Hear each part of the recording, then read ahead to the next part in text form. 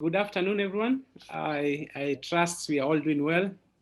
Um, I can see a few of us have their videos on. I hope the rest will eventually get a chance to have their videos on. If not, I believe everyone can listen and can hear. My name is Simon Kioko. I'm the co-founder and the managing director at You&I. I'll talk about You&I briefly, but I just wanted to welcome everyone to this wonderful webinar this afternoon. Thank you for signing in and also making it today. I think it's one thing to apply to join, but also a different thing when you actually show up. So thank you for showing up and dedicating this time to be able to listen and just be part of this conversation. So we hope to have a fun conversation. We hope that it will be enlightening. I hope you get to learn as much as possible. And yeah, just feel free to interact and engage. Use the chat box as well to send questions. If you need to comment as well, feel free to do that. I will request that in case you're not speaking and you notice your mic is on, please mute yourself so that we don't have any distractions from your end. And yeah, let's also learn from the experience. I think having virtual calls has the unique experiences. So in case you hear some background noise, just bear with us because you're also all learning from this new experience that COVID has brought about. So thank you. And yeah, I'll go straight to welcome you again to this conversation.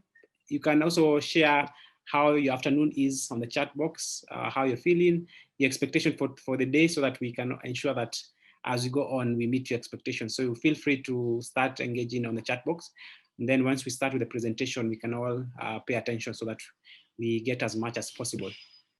All right, so I'll just quickly introduce who You&I is, and then I'll talk about Lead Africa, our very able partners from Ghana. As you can see, I've worn an West African outfit from Ghana just in honor of the partnership. I hope I can fit in. I can't speak their language or eat their spices, so definitely I'm not fully Ghanaian, but I'm trying to learn from their experiences as well, having visited their country. So this a beautiful partnership we have. So they'll talk about themselves and the team shortly once I introduce You&I. I'll just quickly show you a video as we start, just to explain who You&I is in brief.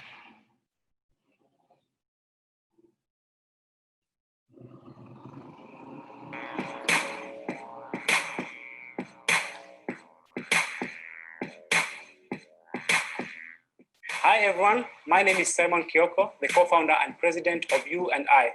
So every day young people are facing complex challenges which affect the community, the citizens, and the environment. We need fresh and innovative ideas towards tackling this, and that's why You&I exists. They say it's never too late. But at You&I, we also believe it's never too early to start fostering leadership skills and good governance amongst our youth today. At You&I, that's what we thrive in.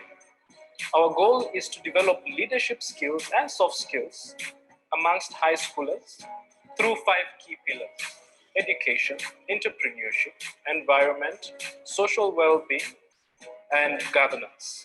So through these pillars, we take your children through practical activities and also some theory that will equip them with problem-solving skills that will make them survive in the dynamic world we live in today. So join a You&I near you or go to our website, www.uni.co.ke, to find out more of how you can be part of this movement. And together, let's make a revolution in Africa. Let's make a revolution in Kenya. At You&I, we create financial wealth and wealth of opportunities for all.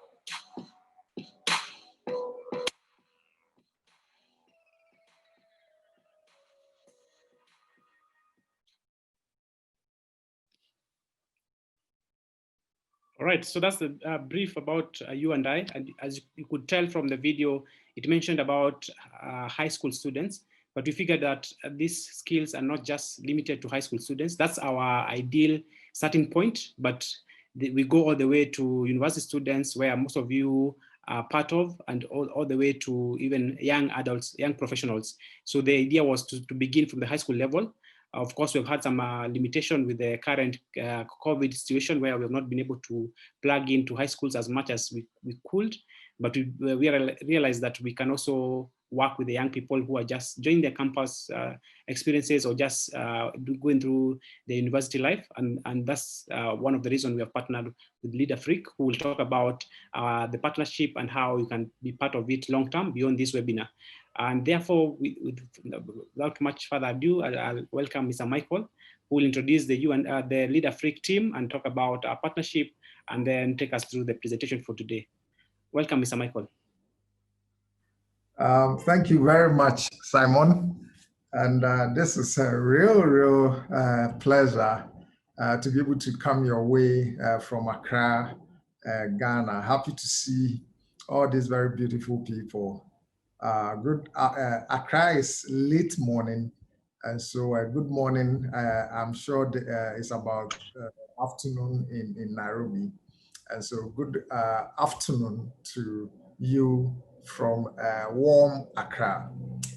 This is exciting in so many ways. I think in many ways it illustrates where Africa is going, where there's increasing collaboration, cooperation, and trade amongst us Africans. I think that in the past decade, anytime we saw any good, anytime we saw partnerships and collaborations or cooperations, it was between an African organization and either a European or an American organization. And so for us to be able to cooperate and coordinate and then work together as Africans, I believe this is the true spirit of what our founding fathers wished for, the Kenyatta, Nkrumah, Mwalimu, and Nnamdi Azikiwe, and those who wanted Africans to be one people. And I think this is a good example of something like that, where we can work together, and this is not foreign.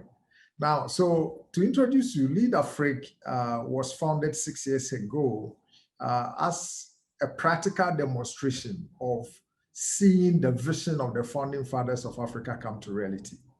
We asked ourselves the question, what does it take to grow a new African? And we use the word grow, cultivate in Lead Afrique. You'll see that in our communication throughout. Because we think that just as you plant tomato and take care of it, prune it, put fertilizer around it, and then water it and be deliberate with the planting process so that you can reap a good fruit or vegetable at the end of the day, we believe the same method must be applied to personal development. A lot of the time, we take too much care of our cars and our offices and our corporate objectives more than we do to our person. And so Lead Afrique was created or was given birth to try and resolve this challenge. And so what we've done is that we sat down 6 years ago and we looked at all the studies on leadership, and we poured all into a cocktail, a program, a practical program that can deliberately help people to grow to be leaders. And so that is what Lead Afrique is about. And our program has been designed such that you can teach a child as young as 6 years, and you can also teach a young adult as old as 25 years. This is our age bracket. And we have 3 versions of our program. We call it the Africa Leadership Toolkit. And that is a deliberately designed program that can help people to grow to be all that God wants them to be.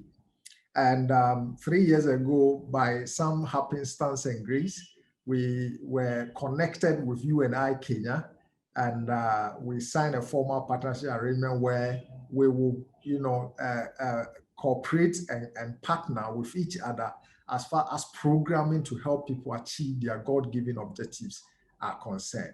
And so we work together. Simon has been here, as he said. We are going to share programs. We are going to share expertise.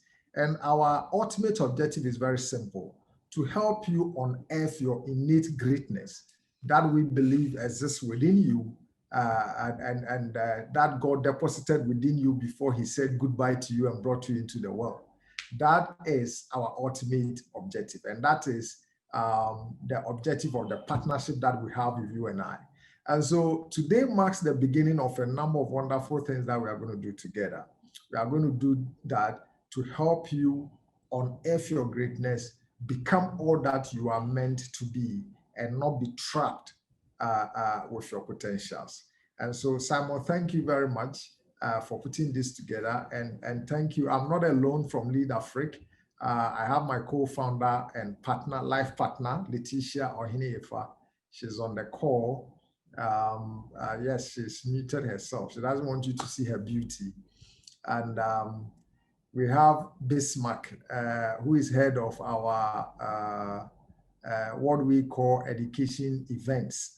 Basically, in Lead Africa, we have 3 departments, and Bismarck leads one of the departments, which is all that we do, which is not classroom, and somebody else leads our classroom events. Esther Ifa is also on the call. Esther Ifa is on the call. She's head of customer experience at Lead Africa here. So that is the team from Accra. And also we have a couple of Ghanaians who have joined this. So this is a true partnership between Ghana and Kenya. And we would like to see this extend in so many ways and in so many different initiatives and innovative partnerships as well. So thank you. Now, how we've designed this is to be able to answer your questions, your hard questions. That's why the title of today's event is What I Wish I Knew Before I'm 25. And so I'm going to avail myself. Letitia is here. I'm not too old, but I'm old. I've seen a few things, and I've been to a few places, and I have gone through a few things in life that has made me who I am today. And so we will avail ourselves of our little experience. I say little because even if I am 100 years, if you take that fraction over eternity, it is a very little experience. And so we will avail ourselves of our little experience for you to ask any question. Normally when we do this, there are 6 major blocks of your life that we believe you must have answers to, 6 major blocks of your life. But having said that, any area of your life that you want an answer to, we'll do that. I'll do a very short presentation and then we'll take questions. And we want this to be as interactive, as practical, and as engaging as possible. I don't want to talk at you. I don't want to make a long presentation, but we want to be able to answer your questions. And you can make this anonymous. You can take off video, but share intimate questions, and we'll be able to answer. And so 10 minutes or even less than that of a short intro, and then I will avail myself for your questions, whatever it is you want to ask, so that we can. And also, we are all going to learn. We are all co-leaders. And so if somebody asks a question and you think you have an experience that will help the person, please raise your hand or let Simon know. He's the admin, or Bismarck. Bismarck and Simon are the admins. And they will let you also bring in your experience to bear. And together, since iron sharpeneth iron, all of us will become better by the end of today's session. So welcome, Asante Sana. Thank you for the gift of your presence. That's the little Swahili I know from coming to Nairobi. And if you allow me, I'll share my screen just a little, and then we will proceed with the question, because that's truly the benefit you get from today's session.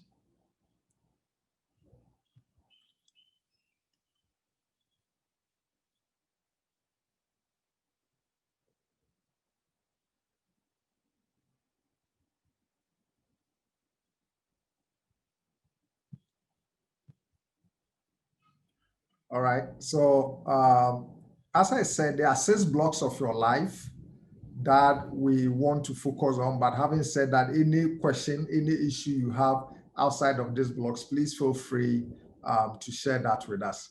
Before then, I'm sure you want to know who you are dealing with.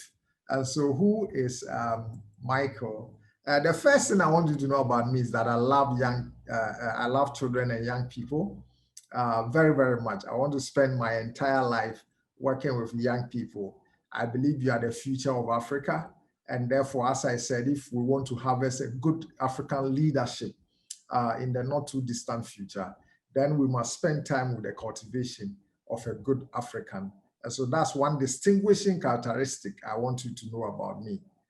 Every year, I'm involved in about 5 different camps across West Africa and East Africa that helps to prepare Africans. So there's a lot of political academy and leadership development camps that I am involved in, and that is a testament to how I want to spend the rest of my life.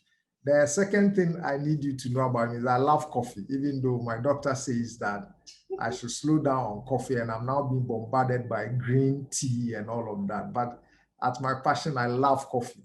And one of the things I love when I come to Nairobi is being able to buy tea masala and other things to mix with my coffee so that it gives me a different flavor. That's one thing I want you to know about me too. And then I love reading. I keep developing myself. I think reading maketh the man. I am where I am today because of reading and personal development. And so every year I commit myself to a lot of reading, a lot of study, and a lot of online mentoring as well from those who are ahead of me. And that is something that you know about. Now, I have very little unused time in my life. Every time is accounted for. And every time is either working or developing and equipping myself. I pride myself in saying that last year I read 25 books. This year, I think it's more because I've done a lot of online webinars, seminars, and ebooks. And then the final thing I want you to know about me is I'm a very cool dude. Really, I speak the language of young people. And I do that because of what I do and what my passions in life are. All right, so now you know Michael. And also I have traveled and worked in about 10 African countries. I'm seeking to do more and cover the entire continent before I die. So I have about 42 or 43 more to go. All right. So this program is for young adults, and it is to help you with the stuff, the stuff that you deal with in life, your problems, your questions, the deep things that have been on your mind that sometimes you either get answers to or don't have answers to. Now, we believe from working with young people in schools, in seminars, in about 3 different countries and others, we believe that there are 6 major decisions that you need to make during your teen years that can make or break your future. Either your teen, I see some of you are above that teen, but since you are not 25, you still have a lot of time to go, and that will help you to become the best version of yourself that you dream of. And so you need to choose wisely, and that is the focus of today's webinar, to help you to choose wisely, because it will either make you or it can blow you apart. Now, being a young person today is very tough because, as Simon said earlier on, you are operating or living in a world that is completely different from the world that I grew up in the 80s, in the late 70s, and in the 90s. That world is completely different from yours. Your complexity of the challenges that you are facing has never been faced by any generation on earth. And so you need to be a bit more careful because of just the sheer complexity of your world. I mean, 18 years ago, 15 years ago, this wouldn't have been possible. The best we could have done was a telephone call.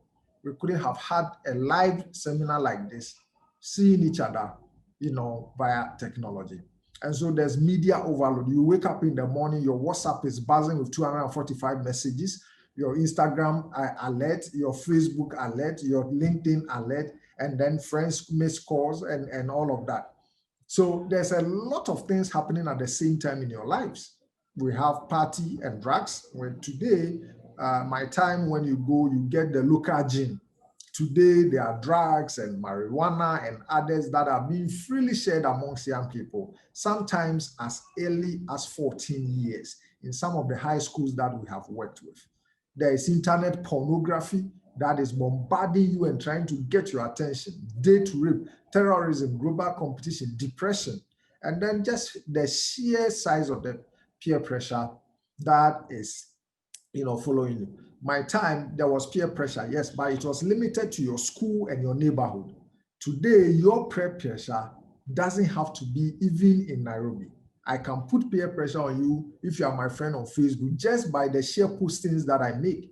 And so, and if you have over 800 or 1,000 people as friends on Facebook, then you are now being pressured by the lifestyles and the choices of these 1,000 people who are your friends. And anytime you see them do something, say, hey, I am late. Oh, hey, look at this man. Hey, look at they went to the beach. Oh, they went to a party. Why am I here? Oh, look at them. They are having fun.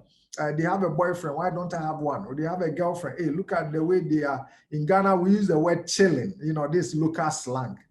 When you are having fun in Ghana, we use the word chilling. It means you are chilling. That's Ghanaian slang. And so these things tend to put pressure on young adults and teens. And so it has elevated peer pressure beyond what I, for instance, went through.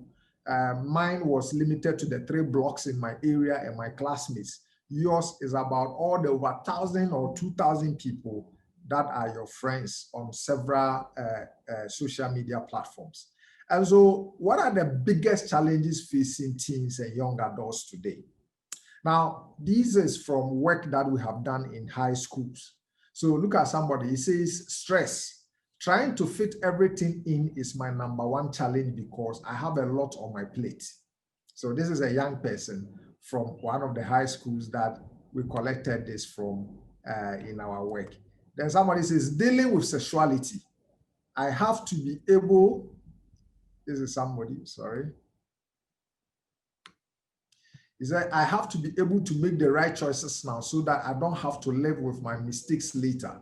It seems like if you are not having sex when you are a teenager, then you are a prude or something. Now, prude is slang for you are very prudent, Like in Ghana, we have a slang called prim pro, that is prim and proper.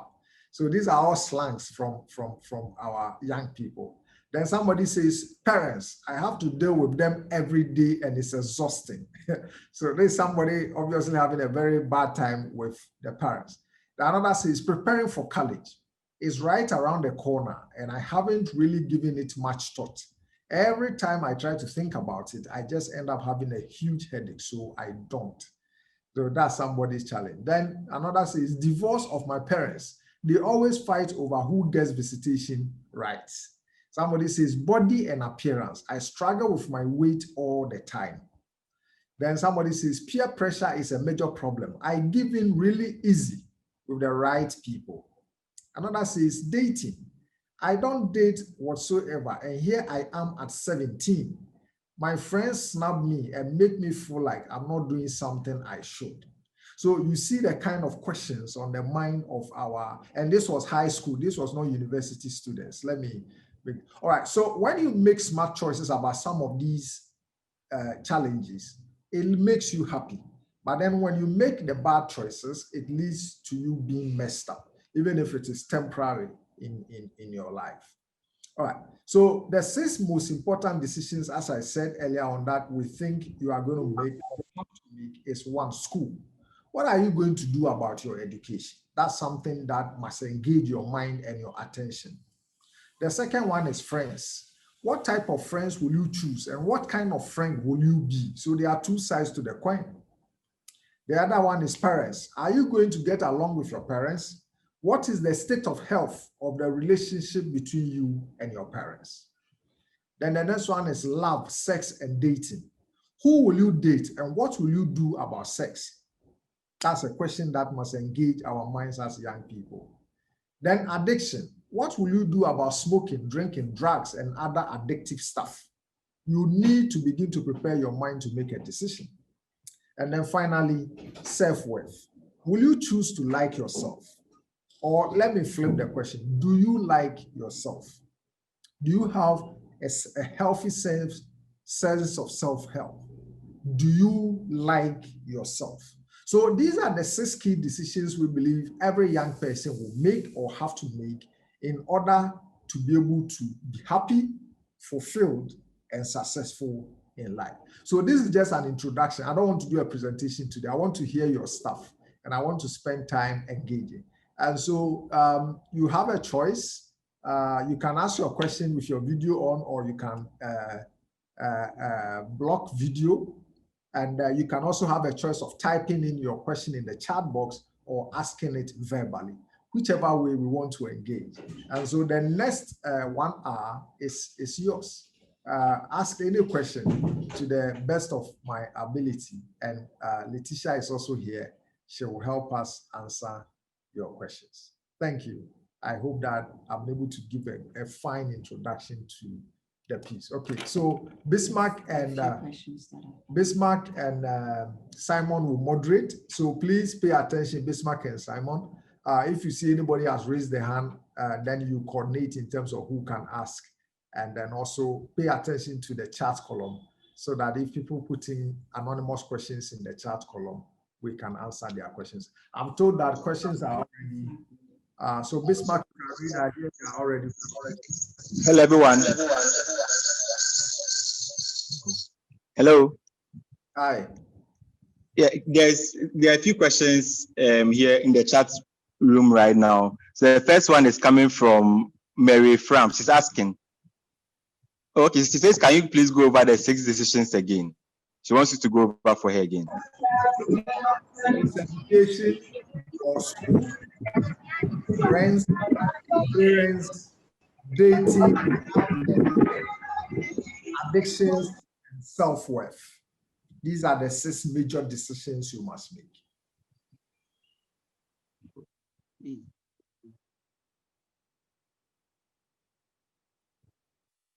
Okay, and currently we have Buhari's hand up. Buhari, you can unmute yourself and then ask your question. Okay, so my name is Umekulsum Abdullah Buhari, but feel free to call me Umi. And my question is, so recently I've been watching a lot of YouTube videos where YouTubers talk about if you're 20, then you should try invest before you're 25. So what are your thoughts on like people below 25 going into like the stock market and investing? Very good question. Very, very beautiful question. Thank you for asking that. I am fully in support of that. I believe you should actually invest lower than 25. If you can, I believe you should start very, very early and don't look at the sum at this stage. Just get onto the stock market, buy just $20 worth of stock and watch it grow. In fact, they say that if you can invest the equivalent of $1 every day from the date that you were born, if your parents could or had invested the equivalent of $1 a day, by the time you are 18, you'll be a millionaire. That's 18 years to be a millionaire if you can consistently invest $1 every day. And so I fully endorse and support that call. Get onto the stock market. It doesn't matter. Get a broker to advise you. And even if it is just $10 that you want to invest, do that. And then occasionally, intermittently, as and when you get any windfall or lose money, as we say in Accra, go and top up with that. Even if you don't want to do stock, but you just want to do treasury bill, that's also a very wise way to invest. Let us stop the gadgets and the latest fashion trends and begin to invest into our future. And so that's, yes. I hope I have answered the question fully for you. Yes. Thank you very much, excellent. Michael. A few questions were asked in the Google form, so I'll be reading some of them as people are also asking their questions. The first one is, how do you deal with pressure of having everything in order in your 20s? How do you deal with the pressure that you must have everything in order in your 20s? My answer is that's a very self-imposed pressure. Secondly, what is everything? What do you mean by everything? If it is on the 6 things that we talked about, for instance, you should have finished or completed school, you should have gotten a very good job in your 20s and all. I believe that the race of life is different for everybody. When I rank comes, I tell my teens that Life is like we are all in a one big bus called life. So there's life written, on the bus. Now, all of us are in the same bus because we are all on the surface of the earth, but we all have different destinations. Somebody will get down at town B, somebody will get down at town C, somebody will get down at town Z. And so don't get down at somebody's destination simply because the bus have stopped. And so don't force yourself. What is everything? Colonel Sanders started KFC when he was 76 years old. And by the time he was dying, he was a multi-millionaire. Somebody too is a millionaire. Mike Tyson was a millionaire at 22. And today he is a pauper. He lives on a farm smoking the equivalent of $1,000 worth of cannabis every day. So don't compare yourself to anybody. That is self-imposed. Bear in mind that we are in the same bus, but all of us have different destinations. And so somebody gets married at 25 and doesn't have a child until they are 40. Somebody also gets married at 32 and the next year they have given birth. And so don't worry yourself looking at somebody's destination and their race. We all have different races. Just make sure that what you are doing is in tandem and in sync with your life mission and your life goals. That's the only pressure you must put on yourself. It should be in sync with your life goal. Don't try to be perfect. We learn from our mistakes. In fact, we are better because of mistakes. And so don't worry if you make a few mistakes in your early teens or late teens or early 20s. I have made a lot of mistakes. I was smoking and drinking when I was in sixth form, which is today senior high school. That experience, 2 years of my life wasted. I wasted it. And when I finished school and came home, I cried for 3 days because I knew that I had just wasted 2 years of my life. But I picked it up and I haven't done it since. And so we learn from mistakes. It makes us better. Don't think you must have a perfect life. The perfect life in life only exists in Indian movies. Other than that, in real life, you don't have a perfect life. When you make a mistake, clean yourself, get up and move on. Don't let it confiscate your future. Thank you very much, Michael. There's a question from Jeremy. He's asking, in regards to dating, should dating have an intended end or it should just be for fun or all about fun? What is fun? How do you define the fun? My wife and I shared this, that not all dating relationships should end in marriage. And so if you are talking about an intended end in respect of marriage, we believe from personal experiences that not all dating relationships should end in marriage. I think the beauty of dating is for you to know how to live with somebody else. And depending upon how you date, it prepares you a lot for your eventual long relationship, which is marriage. And so when you are dating, don't, especially, and I think a lot of young ladies make that mistake, that you are dating somebody at the university, you are 21, and you think that that person should be your husband or that person should be your wife. That's a mistake. Don't pressure yourself to marry your first date. Now you learn to live with people through dating. You learn to cohabit with somebody. Somebody shares your intimate and private space. That's the essence of dating. And so by learning to live with somebody and adjust based on the space you have given your date, it prepares you eventually for when you settle down. And so please, for the ladies, don't think that every date should be a husband or every date should be a wife. The important thing is it is pure. The important thing is it is not abusive. The important thing is that it is mutually beneficial. And if at any point in time you realize that by temperament, by outlook in life, we will not be able to be in the same bus, please let that go. It is better to divorce a date than to marry for 18 years and divorce a wife or a husband with 4 kids. That's more traumatic, even though you tend to get a little heart attack. And I have had my fair share of heart attacks, but I am still here briefing I didn't die, as you can see. So please don't be afraid of heart attack. Okay, thank you very much, Michael. In relation to the first question that was asked, Heartbreak, sorry. Heartbreak, yeah. Not heart attack. In relation to the first question that was asked in regards to investment, someone is asking, if you can't invest with money, how can you invest your time to perfect something you are good at for the future? Yeah, so the answer is in the question. So what is it that you want to invest your time and energy and talents in? Maybe you want to hone your craft. Let's say you are an artist. And so you are not investing money, but you are investing in polishing that artistic craft. Maybe you are a spoken word artist.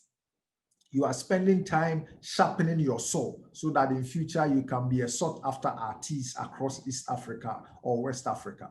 And so the answer is in the question. Spend time honing your craft and sharpening your soul so that you can reap the benefits of that later on. Yes, very true, very true. There's an interesting question here. It says, what's the difference between sex and gender? Well, today, they say that gender is a role, but your sex is given to you by God. And so we have female and male. But some people will say that even though I'm a man, I'm a feminist. And so by gender, I identify as a woman, or I believe in the gender cause or the gender movement.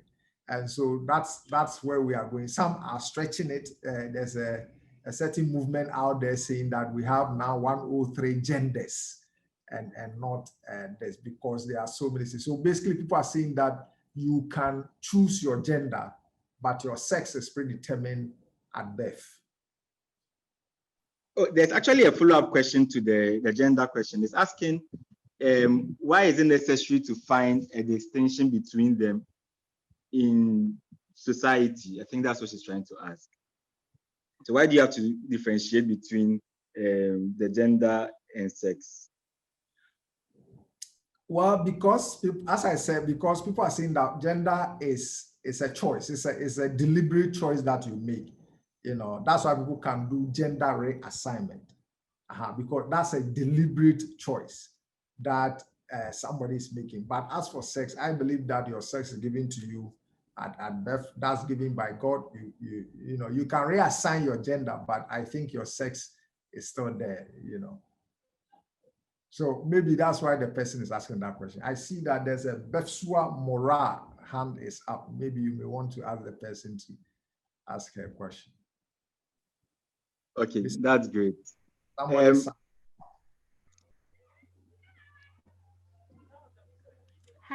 everyone. I hope you can hear me. Yes. So my name is Betsua. I'm a last year student at Triara in Kenya.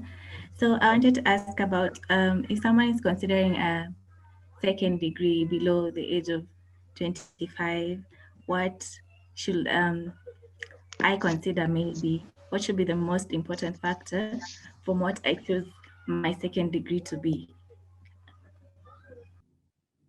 Betsua, thanks for your question and nice meeting you. Nice to meet you. Excellent. My answer to that is you should get work experience after your first degree.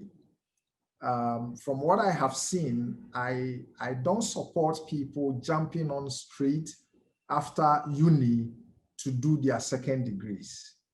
A second degree is a professional degree. That is why it's called master's. And I believe that people should get at least 2 years work experience after their first degree. So that will shape the choices that you make for your second degree. I think that is what you should aim at. Now, you can give yourself 3 options of work you want to do. Maybe you want to go into, say, banking, or you want to go into, say, insurance. And so after uni, get into that, banking or insurance. And then in 2 years, you will be able to determine whether insurance is it for you or it is just a very wrong passion for you to follow. And I believe that will then open your eyes to what you must do for second degree. A lot of people rush straight into second degree after their uni, and I believe it's wrong, because then you, even though by education you are supposed to be, because you see, a second degree is a senior level management position. A first degree is a middle level management position. So by a degree or qualification, you finish a master's and you are supposed to be a senior level manager, but you don't have a clue how the world of work works. You don't have corporate level experience. And yet by your qualification, you must become a senior level manager. So you realize that you go to the world of work and people just really don't respect you because they know you don't know anything. In fact, you are now coming to even learn the job from them. And so that would be my question. Once you test yourself, and also if you don't want to do formal jobs, you can try with internships. Internships are a great way to test what you want to spend the rest of your time on. And so you can try 3-month internship at different places. And then that will now give you a rounded view of the world, and it will shape what you want to do for the rest of your life. Okay, there's a question from Yaira. Yaira, your hand was up. Has the question been answered, or you still want to ask? Yeah, Yaira? I still want to. Thank you. Yes, hello. Hello. Hello. Go on, Yaira. Please, can you hear me? Yes, yes, madam. we can. Okay, sure. Thank you. My name is Yaira, and I want to ask a question in relation to parents or dealing with our parents. So I don't know, it seems as if sometimes like they seem to, or a particular parent seems to complain about every single thing you do. Like you're trying, like your grades are okay. Like every other place seems to, I don't know, to validate what you do. But that particular parent just doesn't see it. And then they keep saying, oh, as for you, you're disrespectful, you're full of pride, yeah, like those kind of things. But like, and you just don't know what to do. So how do you deal with such a parent? Very good, very, very good question. Yaira, thanks for asking that question. Okay, so I am a parent myself, and I'm also a retired teenager. And so I have the benefit of the two perspectives. Not long a while ago, I was a teenager. Now, parents have expectations of how their children should be. But a number of parents forget that they grew up in a completely different world from the world that you are growing up in. And they tend to confuse the two. And so when I ran a parent workshop, I showed them a picture of a 1970 Mercedes-Benz and a 2020 Mercedes-Benz. And I asked them to tell me the differences between the two cars, even though they are one brand. And it's a very hilarious way to let them see that the world that they grew up in is completely different from the world their children are growing up in. And so the situation you describe appears to me to be a situation where there's an unmet expectation between the parent you are talking about and yourself. And so my advice is, one day tell your father, not your father, you said a parent. So tell that parent, I want to have a meeting with you. Can you please give me 1 hour of your time so that we can discuss things? Now, parents are always shocked when you do that and say, can I have a meeting with you? And if you like, you can even take him out. You don't sit in there at home. Say, can we go out? Let's go and sit somewhere. You know, the setting and your effort already changes that parent's perspective. And then when you go, tell him or her, what do you expect of me as your daughter? I want to understand exactly what you want me to do. And then you can also, so you can say, look, write 10 things that you expect of me or you want me to be and do as your daughter. And then you too write your 10 things that you want or expect from that parent. And then when you finish, discuss the two lists.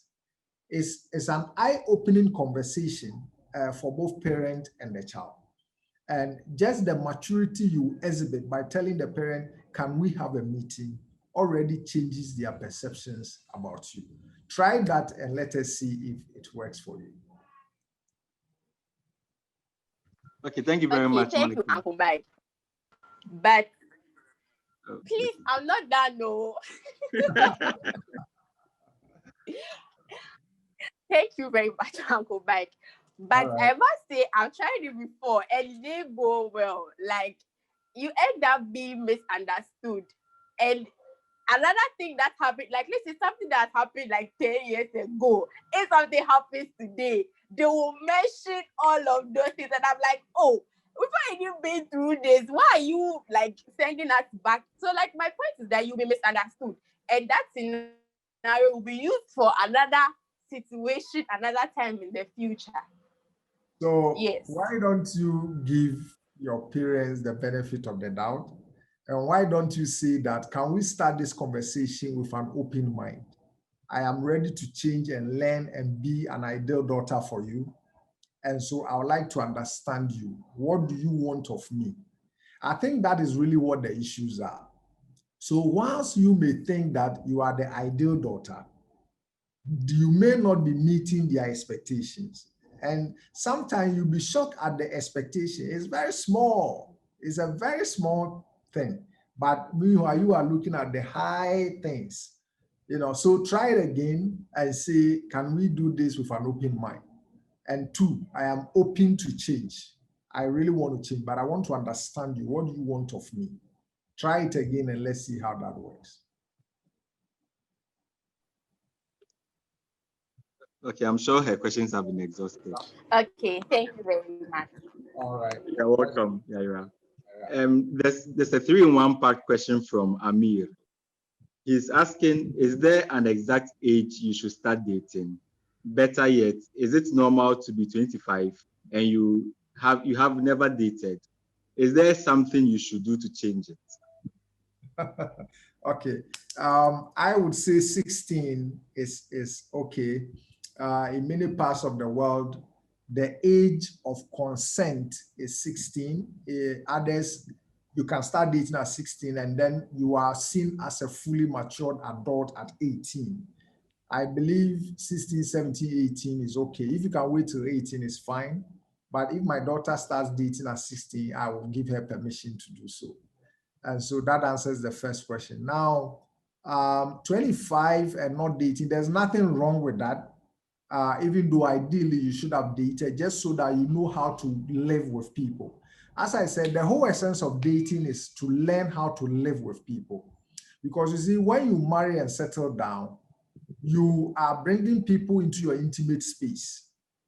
You are going to share things, you are going to be, the Bible says, and this is not a Christian forum, but the Bible says naked and not ashamed.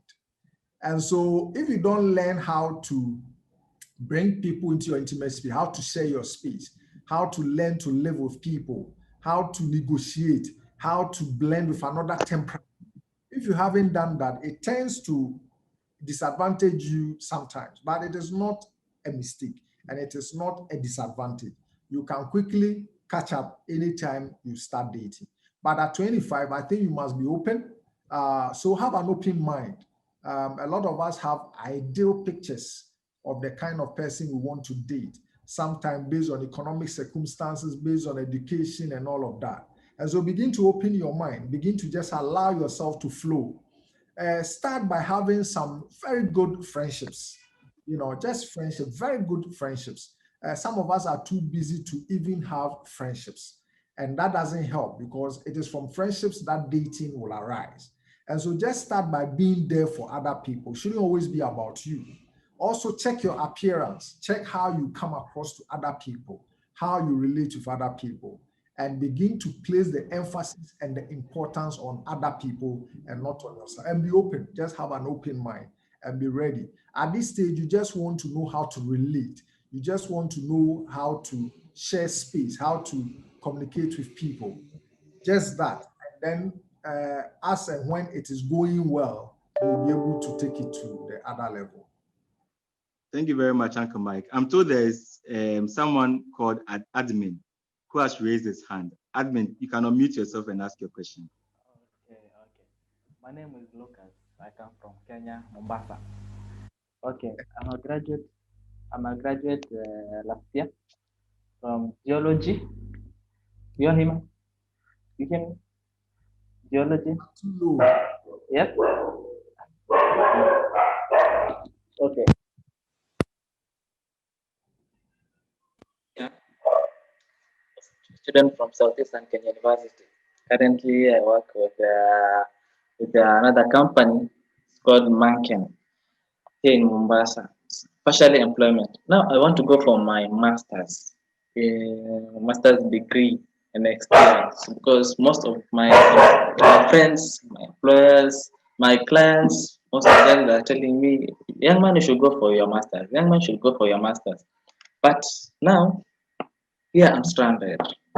Financial problems because some people also told me go for your look for money first. Money comes first, you see. But now I have to seek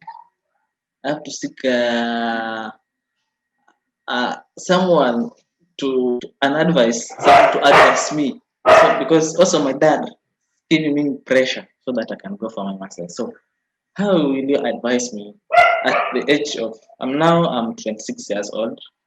Yeah. So how will you advise me to go for my master's?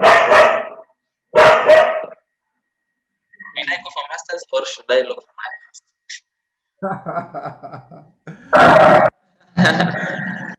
Not either or. It is not either or.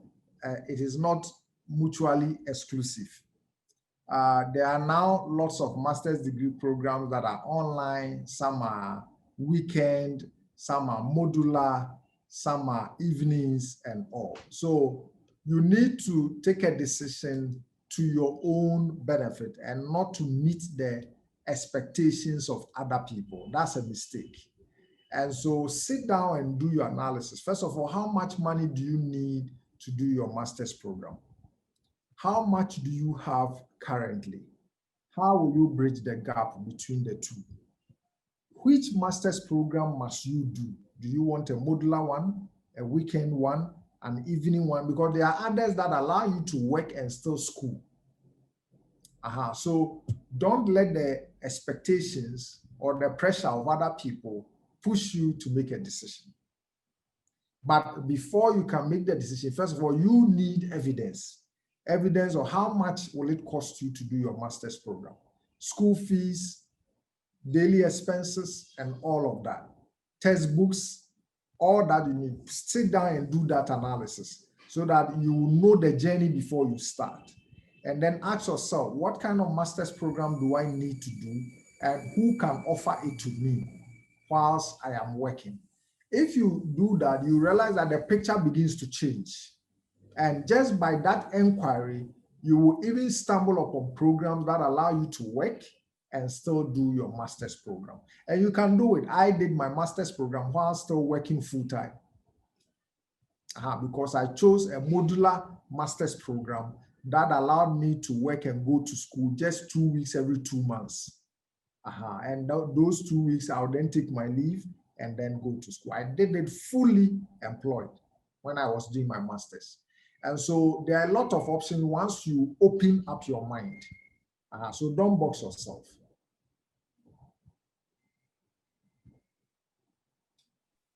Okay, Michael, thank you very much. There are two questions here I would want to put before you at the same time, even though they are a bit different. The first one is from Jeremy. He's asking, is being a jack of all trades bad? And then Mary Frem is asking, what if your goal is to remain in academia? I think she's referring to the earlier question about the career path and what you do in school, whether you should just do a master's or you just have to do, you have to work for some time. So she's asking, what if your goal is to remain in academia?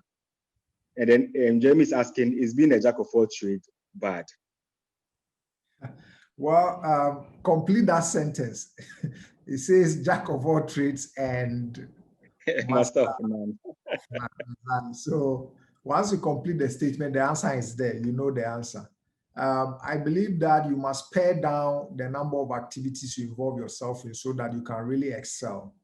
I think you do just three things. I believe just three priorities in your life is fine. Anything beyond that becomes unnerving and will just dissipate your time, your resources, and your talents.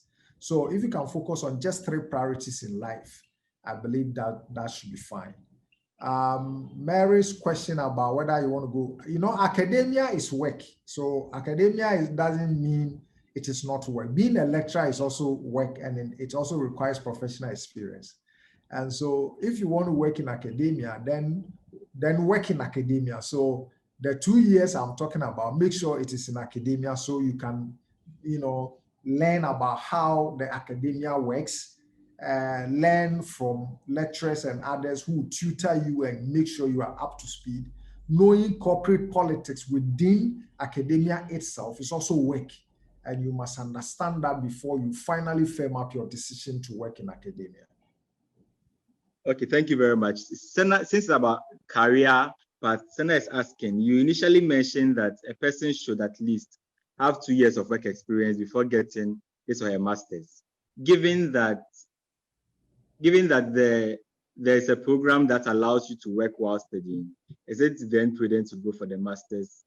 Since most of, okay, I think Senna, that question has been answered when you said you can, for example, he worked and did his master's. So if it's an online event, an online master's, you can do that while working. Then there's another question that's asking, how do you know you are on track in regards to your career path?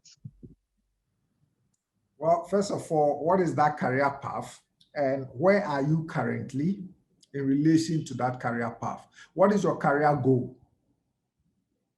The path you are on, whether you are right or wrong, will be determined by the career goal. So what career do you want to be in? What is the career goal? And currently where you are now, look at the gap and find out. The gap is what will tell you whether you're on track or not. Okay, still in career, there's a question from Teresa. She says, Michael, I'm a sign language interpreter. My question is about my profession. Anytime I go for an interpretation assignment alone or with some colleague interpreters, I do a great job, but there's a colleague interpreter who makes me lose my confidence anytime we clash or present. He always speaks ill about my work, but I don't even work for him. How can I gain my confidence when he's present or not? I want to build back my self-esteem so that I don't lose myself because someone discourages me. That's a very deep one, Teresa. Thanks again for asking. As you can see, the area you are in is a very unique area. Very few people are in that industry. And so you must consider yourself lucky and blessed to be able to do this work. As you can see, there's a push globally for an inclusive society. And that means that people like you who can work inclusively across several populations are going to be in hot demand. Videos, educational materials, and a lot of things would have to be translated into Braille, into sign language and others, so that our other brothers and sisters could fully benefit from such programs. And so one, I think you're on the right path. Don't allow somebody's bad energy to distract you. I'll say one, focus. And two, since you already know the motive of this colleague, begin to block him or her from your mind. Don't block that person. So when they say something, you have heard it, but don't take it in. Don't give energy to that bad energy, because what you focus on will produce results for you. And so don't, for instance, don't come back after a program of this person and say, look at this person. Look at what, and even everybody was clapping for me, this person, because when you do that, you are giving energy to the bad thing that person gave you. So tell yourself that I have blocked this person from my mind. I am not going to pay heed to anything he or she says. I'm going to be very focused on what I am doing. And so whatever they say, I hear, but I listen, but I don't hear it. I listen, but I don't hear it. And tell yourself that I am enough, I am good. One of the things we tell young people to do when we train them is write down your future in words, just 10 words. So how do you see you, Teresa, how do you see yourself? Write it in 10 words, design it nicely and put it in a mirror, where you see it the first thing every day, and focus on that. So anytime this person gives you a negative vitamin, take one positive vitamin and cancel it out. So for instance, if you say, look, I went to this function and I got a standing ovation, people were happy with my work, write it down. So when this person says, you didn't even do this one well, tell yourself, I got a standing ovation last week. The more you do that and block this person from your mental space, the more you begin to build yourself. A lot of the time, we allow too much negativity into our system instead of the positive. And once you allow the negative will produce results for you. And so you need to spend time deliberately pumping positive energy into your system.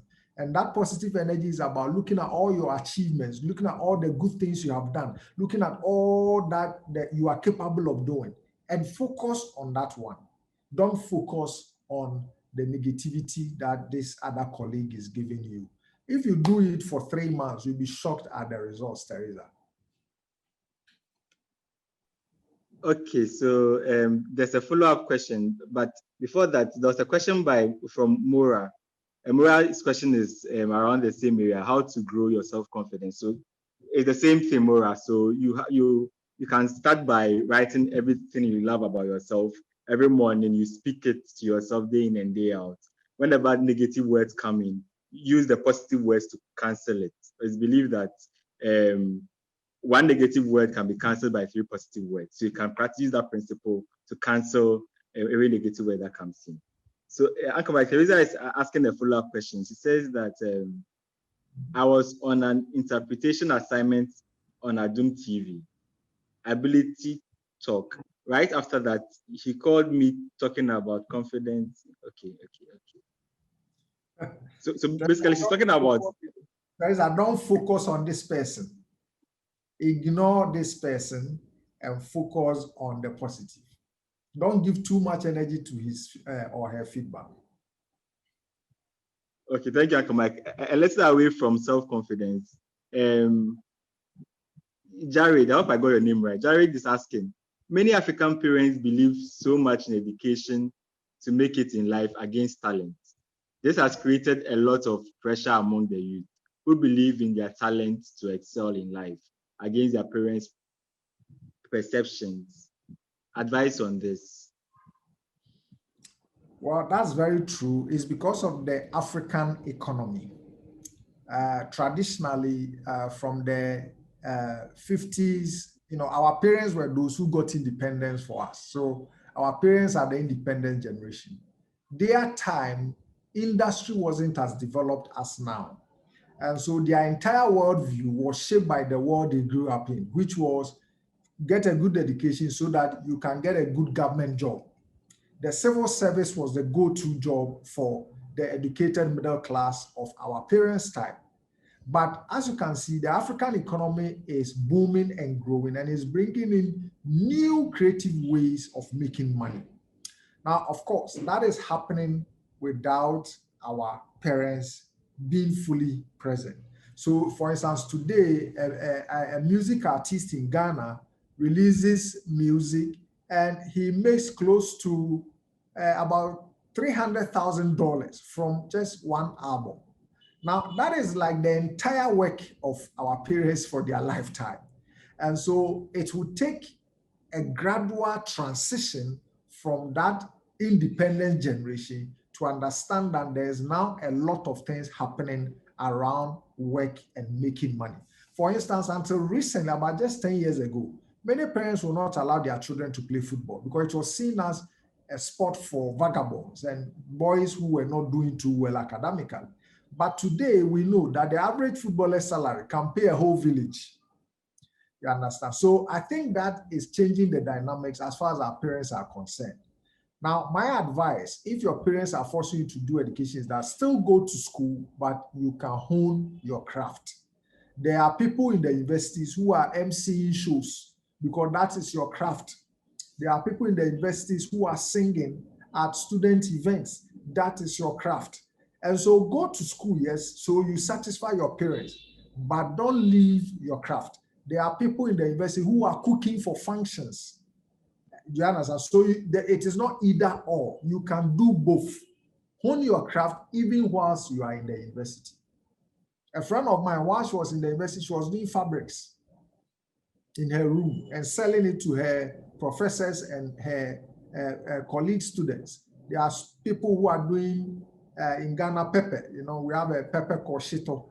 People are in the university and still doing this and selling and making money. So going to school doesn't mean discard your talent.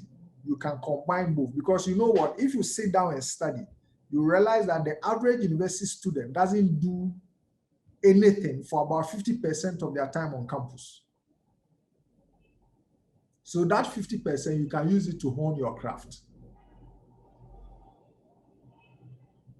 Okay, thank you very much. Simon has a question sent to him privately. So, but before he comes to ask that question, someone says he's used to having sex. He or she is used to having sex. How can he overcome it and change it? Then Simon comes in with his question. All right, so that's an addiction. If you are used to, then it's an addiction. Now you have grown up. Every addiction goes through a three-phase process. There's always a trigger, then there's the behavior itself, and then there's a reward that you get from whatever action you took. And so you've got to lay down this three-phase process. What is the trigger? What is it that makes you to want to have sex? That's the trigger. So sit down and answer the question. And if you pay attention to yourself for 1 week, you will know the trigger. Is it loneliness? Is it to feel good about yourself? Is it to release tension? Is it the fear of, is it the triumph of conquest? Is it the triumph that if I don't give in, somebody will do? So sit down and know the trigger. And then the behavior, which is the sexual act, and then the reward. Now, after you finish the act, what is the reward that you get? In marketing, they call it utility. What utility do you get from the action? Sit down and analyze these three things, and you will see that the answer to solving it lies within one point, whether through the trigger. So when you sit down and know the trigger, you can replace the trigger. So is it that anytime you feel lonely, you feel like you must be with somebody? Is it that anytime you feel worthless, you think you must have it so that it makes you feel good about yourself? Find the trigger and replace the trigger. Then the behavior. So even when you find the trigger, ask yourself, what can I replace sex with to make me feel good or to kill my boredom or loneliness? And then the reward. What reward do you get after the sexual act? Does it make you, sometimes you go and do it and then you regret, and yet the next week you are back at it again. And so what reward do you get? And how do you replace the reward that you get from performing the act? And so if you take these three and analyze it very well, you will find a solution. Break one of these three, replace one of these three, and you'll be able to resolve it successfully. Okay, Simon, you can ask your question now. All right. Thank you, Bismarck and Mr. Michael, for great insights. I'm also learning. I'm taking a lot of mental notes as we continue. We are not a team, so you pay you. I'm taking a lot of mental notes as well and trying to see. I wish I had all this before I was 25. But yeah, great insights. And I'm also encourage the young participants in the Zoom, if you can stay a bit longer so that we'll end it soon. So I'm aware some of you have exams, so we can all stay a bit longer so that we close together. That will be very well appreciated. And thank you also for the insights. I've seen the Ritu giving input as well. So if you can also share your insights as well, as Mr. Michael shared, iron sharpens iron. So if you have any answers or insights, feel free to share them as well. The question I got was around fear of failure. I think also relates to imposter syndrome. How should one deal with fear of failure? It creates self-doubt to an extent that you don't want to take any initiative to do things. So the person is asking, how do you deal with fear of failure? Yeah. All right. I learned about 9 years ago that failure is not final. Failure makes you better if you can learn lessons from it. And 9 years ago, I learned something in life that when you fail, you must fail efficiently. Now, failing efficiently means that learn from the failure and become better at it, so you don't repeat the failure. Now, if you can adopt this in life, then you haven't really failed. Nelson Mandela said that I never fail. I either win or I learn. So whatever it is, I haven't failed. Either I won or that I learned from the loss, and so I haven't really lost. And I think it's a great perspective to have on life. Don't see failure as fatal. Don't see failure as final. Now, my boss, my second boss in life, taught me something in 2001.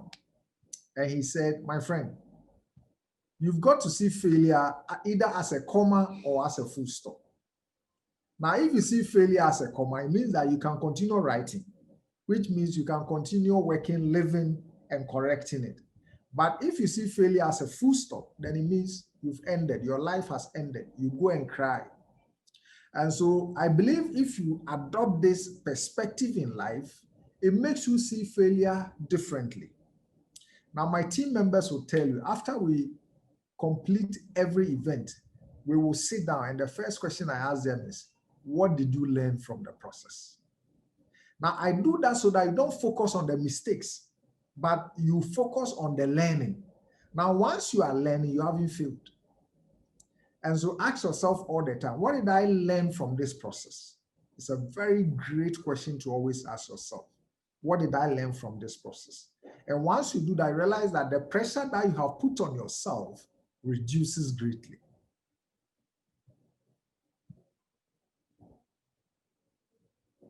This man, I think Okay, that's thank you. the charts. So you may want to look at the charts.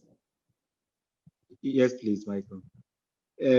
There's one from Teresa again. Teresa is asking, says this time it's about a decision she took not to get married, but her mom keeps pressurizing her about marriage, trying to change her mind, but she thinks trying a relationship. Okay, so let me get it again. Michael, for this one, it's about a decision I took that I don't want to get married. But my mom keeps pressurizing me about marriage, trying to change my mind. But I think trying relationship made me realize that I can't worry myself. I can't worry someone's son.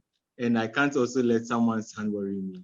I feel like I want to live alone. Is it a bad decision? No decision is good or bad. It is your utility from it that makes it good or bad. So your decision not to marry is not bad. It is how that makes you and the benefits you derive from the decision.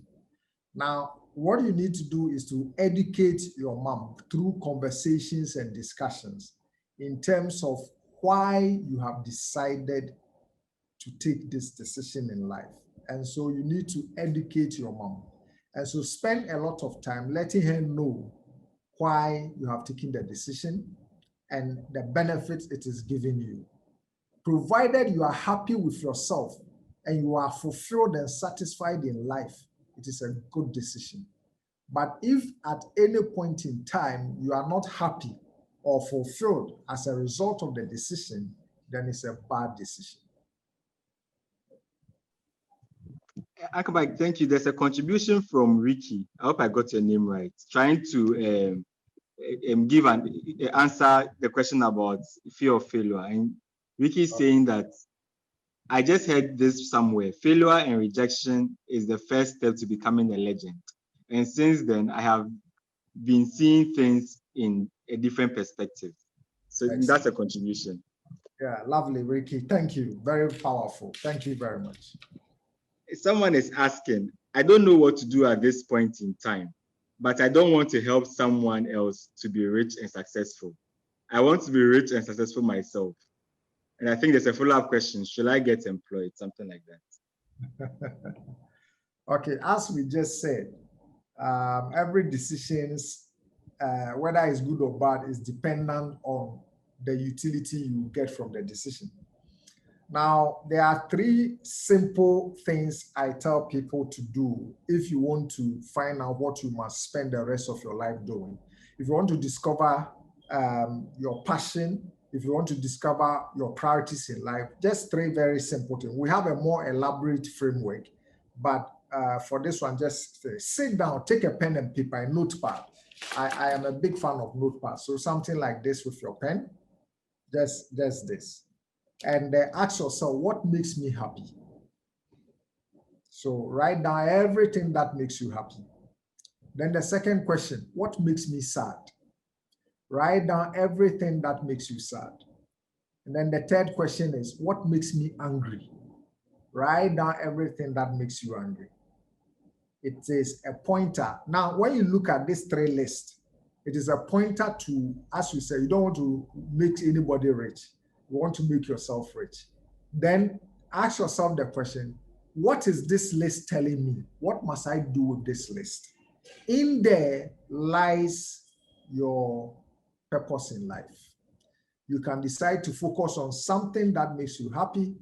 You can decide to focus on something that makes you angry. And you can decide to focus on something that makes you sad. Any one of them is a pointer to how you must spend the rest of your life. Okay, Michael, thank you very much. There's a next question. I think then from after this, we'll take about 3 more questions and then we'll hand over to Simon.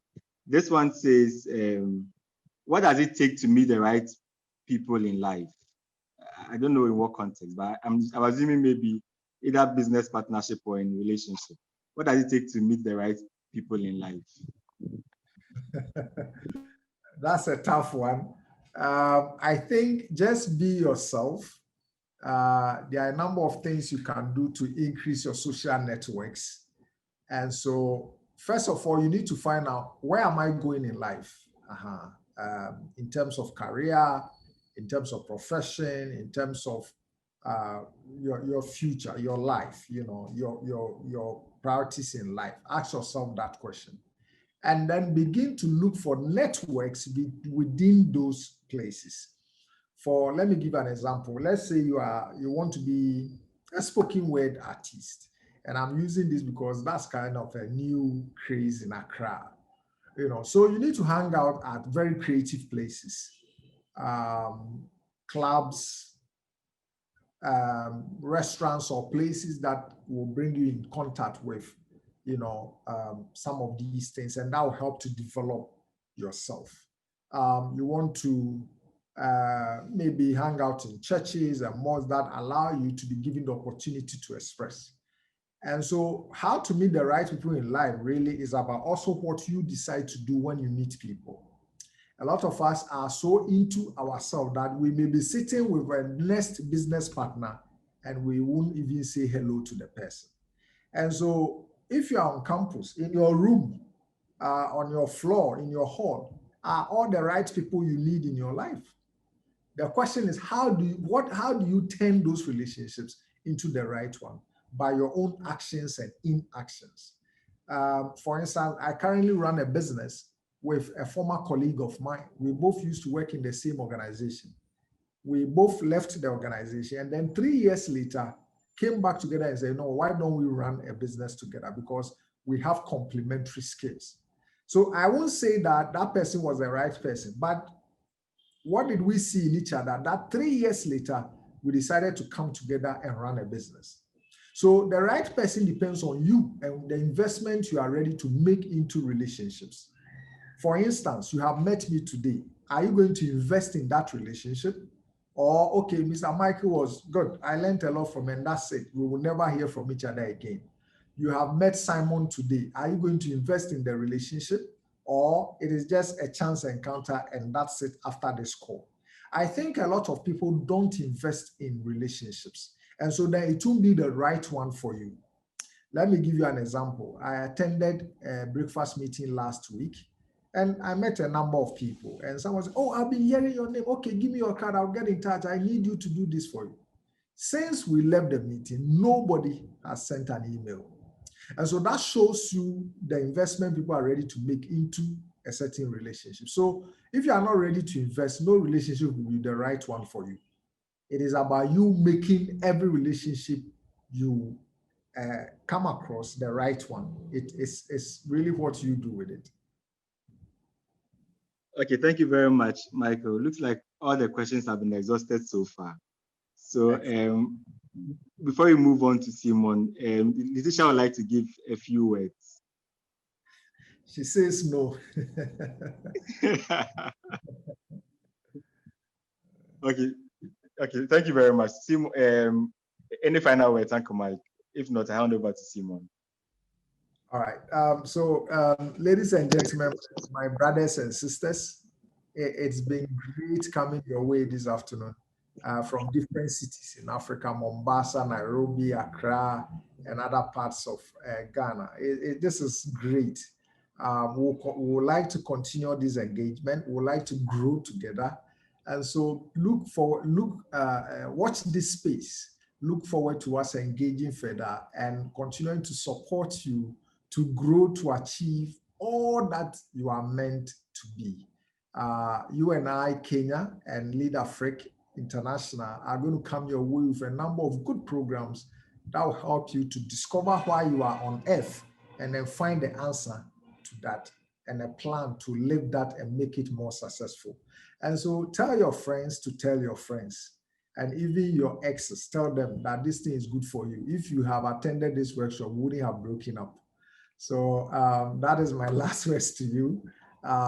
It's awesome coming your way, and I have thoroughly enjoyed this session. It's been great. Simon, thank you for organizing. Bismarck, Esther, thank you for organizing this. We are hoping that we are going to do more of this into the new year so we can support you to live a much better 2021.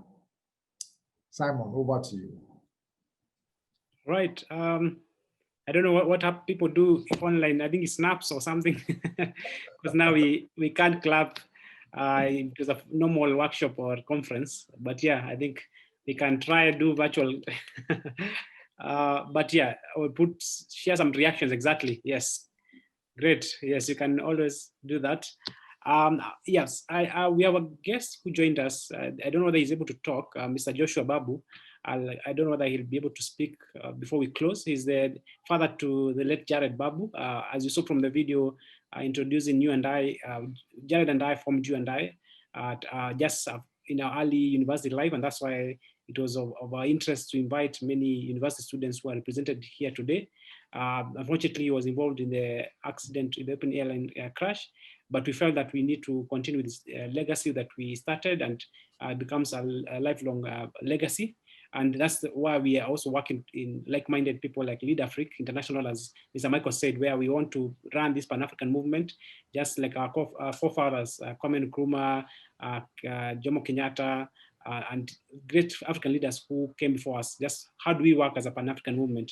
So we appreciate this journey. And just before I ask him to maybe do maybe a vote of thanks on our behalf, and I would want to say that we have enjoyed this session, Mr. Michael and the team. Thank you for partnering with us and just investing your time and energy to make this happen. And just before I allow Mr. Joshua, I would want to, Mr. Michael, if you can emphasize on the investment we need to do as young people, because I think that's the area we don't really hear a lot, because as you said, we invest in gadgets, we invest in the latest iPhone. Some young people are looking on ways to get the latest iPhone 12 Pro, which is quite costly. But how do we invest both time and resources? Because I think even for the future activities, there's some of them that will require investment of both time and resources. What is the value of us as young people investing both time and resources towards this journey of life? Because you've been in this industry for the longest time. What have you seen, and how can we actually invest both our time and money towards getting as much skills as possible at an early age? Yes, it's a very important call, Simon.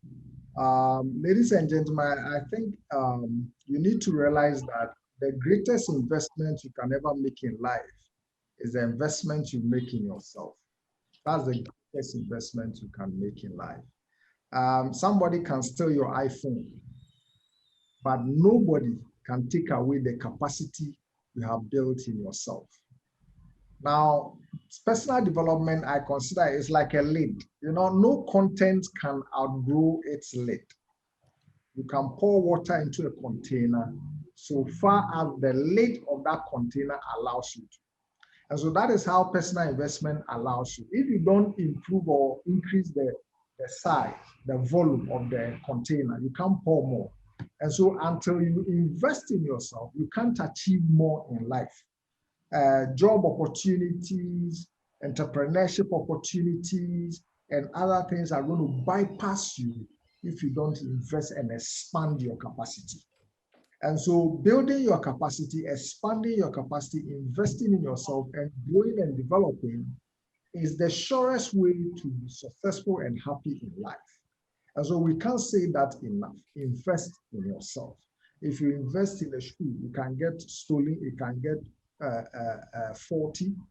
You can even outgrow the size. But if you invest in yourself, nobody can take that away from you. And so whatever you do for 2021, make it your number one priority to invest in yourself. All right, great. And on that note, I don't know whether Bismarck, you have the raised hand, Simon. Sorry? Godiva is raised her hand. All right. Yes, please. Oh, all right. Godiva, you want to say something? You can do it quickly as we close. Okay. Yeah. Yes, please. I want to ask one more question. I'm sorry for drawing you back. But as Uncle Mike was saying, we should invest in ourselves. We should invest in ourselves. But here is, taking me example, I've made it a point to try as much as possible to take up leadership wherever I find myself. And here's the case that I'm trying to take up to leadership posts in two different places. For example, in the JCR and at church. People keep telling me that I can't do both of them together with my academics because it may one may get affected in the end. And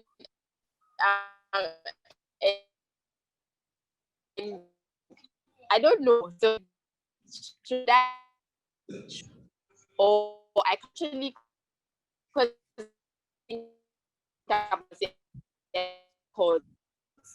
if I should choose one because it will be difficult with them. So we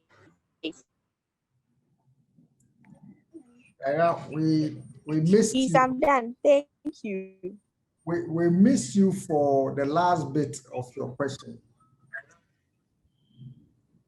I think the internet was fluctuating.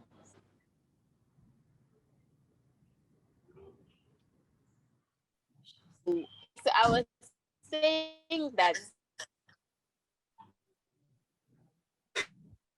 okay. Saying that so everyone keeps saying that I won't be combining leadership with my academics. You please type it. One or be able to do alongside academics. It's about you and how you decide to order your life. And so once again, I would like you to sit down, take a pen and paper, and ask yourself, I want to go for JCR. What does it take? What does it mean? What will it require of me? Then take another pen and paper. I want to be a church, student church executive. What does it mean? What does it require of me?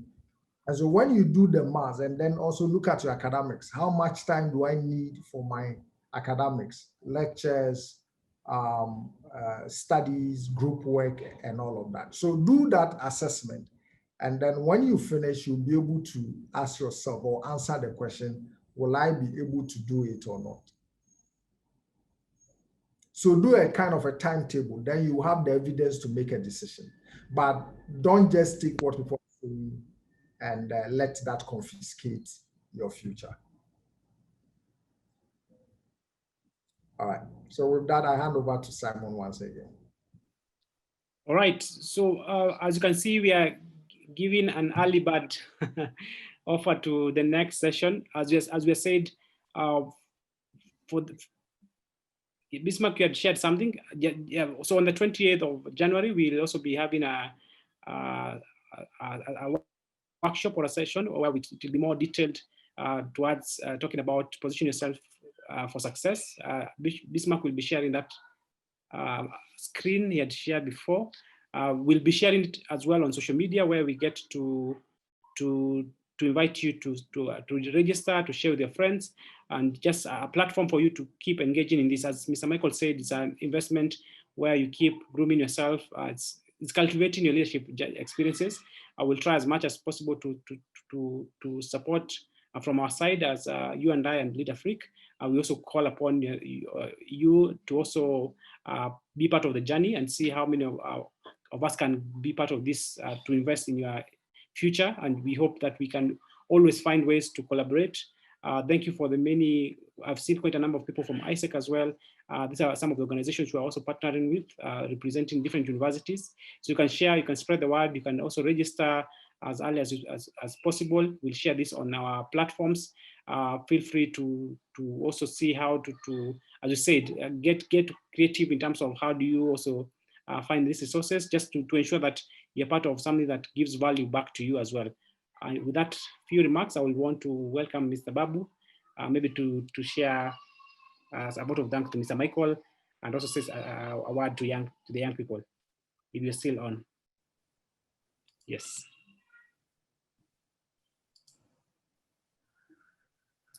Wow. It has been quite an experience. I was intending to just hang around as an observer because as Michael said, is a retired teenager. I'm a senior retired teenager. So I'm very impressed by the investment that you have done in developing leadership, developing well-being of the youth. And I wanted to just give you my vote of thanks for the efforts that you're putting to bring up the youth. This is a very noble activity that you are engaged in, which has been neglected by a number of people, in the society, because people are so busy focusing on sometimes the wrong things instead of focusing, developing the youth. So the knowledge that you have acquired, that you are extending to the youth, may God bless you for the effort that you have done, because it's not easy to invest in activities involving the development of the youth and their well-being. And yet it's a very critical. So I want to, commend the Leader Freak and you and I, Michael and Simon. You're doing a wonderful job, and keep it up. And I want to encourage the youth to keep learning, because sometimes the challenges that you face, you may think it is the end of the world, because some of us grew up in more difficult situations and we never used to give up easily, but we find the current generation give up very easily. Yeah. I don't know, they go through some very minor, what we would consider as very minor during our days. And you find somebody wants to commit suicide, and our generation gets puzzled. Why? We don't understand. So even myself, it's a learning path, because as you clearly put it, the current generation of youth are facing challenges which are totally different from the kind of challenges that some of us faced. And they require different solutions. They require different techniques to deal with. And most current parents, especially of our generation, are ill-equipped to deal with the challenges that the youth are facing. So I want to encourage Leader Freak to continue with this work, I'm also now taken up from where my son Jared had left with Simon to try and help as much as possible to make sure that this dream becomes a reality. It is my dream to see youth guided in a way that they eventually become useful people who lead the country, lead others, bring up the other youth who are coming up in a way that will make them fruitful in their life. God bless you all for this work that you're doing, and we will support you wherever we can and whichever way we can. Thank you very much. My name is Joshua Babu. Jared Babu was my son. Excellent.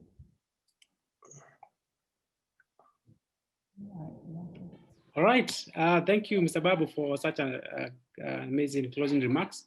And I think I'll hand it over to my co-host, Bismarck, to either close us off. And yeah, I think that will be it for today. And hope to see you on the 28th of January. Again, please share widely, register in advance, just beginning of the year. I know some of us make New Year's resolutions. So this will be a very interesting conversation to have around your goals for this year, for 2021, especially after a difficult year of COVID 2020. So how do we restructure and go back to a productive year in 2021? So hoping to see many of you on 28th and invite as many young people as you can. All right, Bismarck, over to you. Okay, thank you very much, Simon. Thank you very much, everyone, for making time to join us today. For those from Ghana, there's a Ghanaian version of this event coming off on the first Saturday of February. So we'll share this with you and share the Ghanaian one with you as well. And it's open to all. Thank you. Have a lovely day and see you in the next event. Bye.